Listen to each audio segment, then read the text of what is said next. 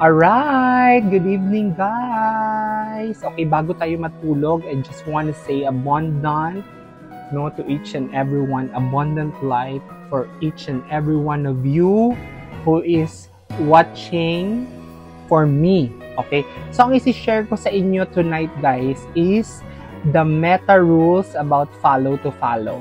Okay, so may rules pala ang pag-follow to follow sa reels natin. So, makinig kayong mabuti. Okay? No? Yung follow to follow, kung nakikita nyo yan, yung naka-flash sa taas, okay, ang follow to follow po can impact social media algorithm in a few ways. At ang una dyan, no, it can increase, no, follower count. No? Ang follow to follow ay nakakapagparami ng followers natin, syempre.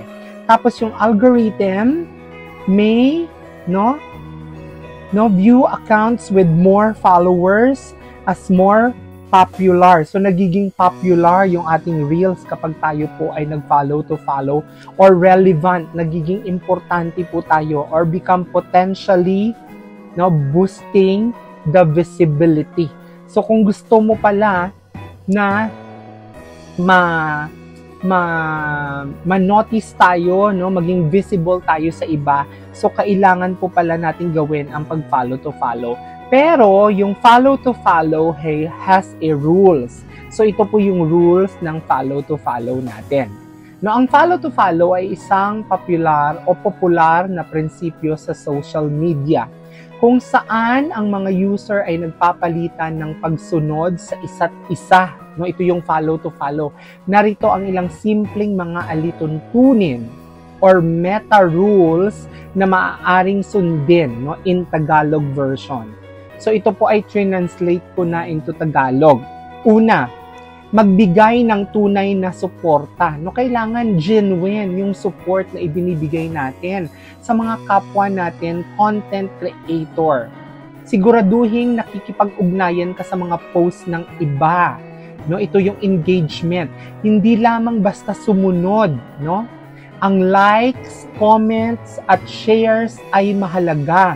So, hindi lang po dapat nag-follow, hindi lang po dapat nag-likes or nag-comment. Kailangan po, no, may kasamang share, no? I-share po dapat ang video, no? Kasi ito po ay mahalaga upang ipakita ang suporta.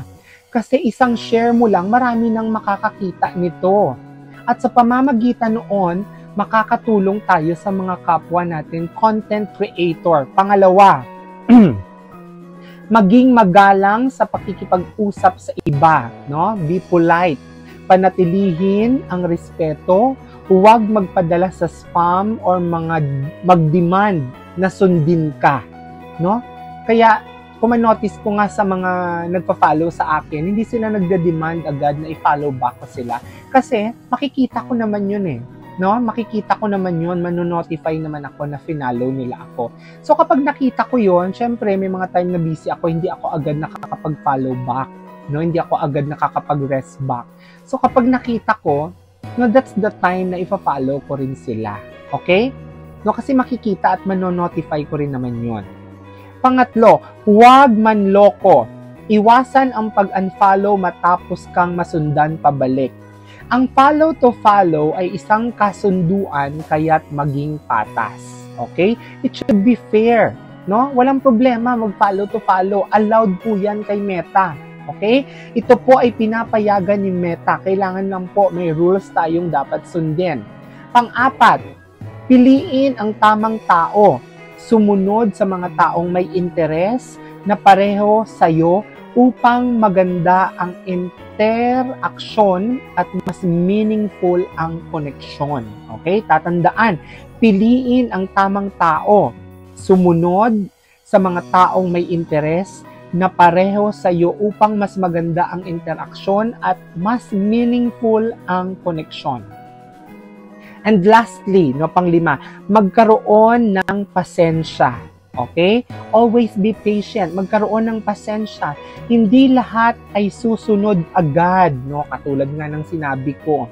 May mga time na nasa office ako, hindi ako agad nakakapag-follow back. No? Kapag na-notify ako, no, wait.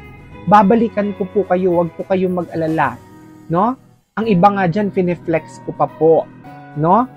Magkaroon ng pasensya, hindi lahat ay susunod agad. Bigyan ang iba ng oras upang makita ang iyong account. No? At yan po ang 5 meta rules na maaaring sundin in Tagalog version. Okay? So kung gusto mo pa guys ng mga ganitong klaseng tips para sa mga content creator na katulad ko, lalong-lalo na sa mga nagsisimula pa lang, i-follow mo ako, mag-subscribe ka sa aking reels, no? I mean, i-follow mo yung reels ko para updated ka sa mga bagong posts na ipopost ko about updates kay Meta. Okay?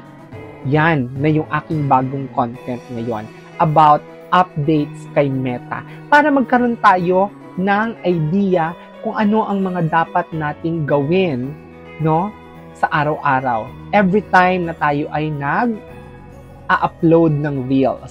No, hindi lang tayo basta-basta lang nag-upload. Meron tayong mga alituntunin na dapat sundin. Again guys, ang follow to follow po ay ina-allowed po yan ni Meta. Meron lang po tayong kailangang sundin. Una dyan, magbigay ng tunay na suporta. Pangalawa, maging magalang. Pangatlo, huwag manloko. Pang-4, piliin ang tamang tao. At pang-5, at panghuli na rin, magkaroon ng pasensya. Okay? So again, kung interesado ka sa mga ganitong klaseng tips, wala ka ng choice kung hindi, i-follow mo rin ako para updated ka sa mga susunod na post ko about sa meta rules. Okay? Abundant life everyone. Good night! Tambay ka lang sa bahay ko at tutulungan kita umangat.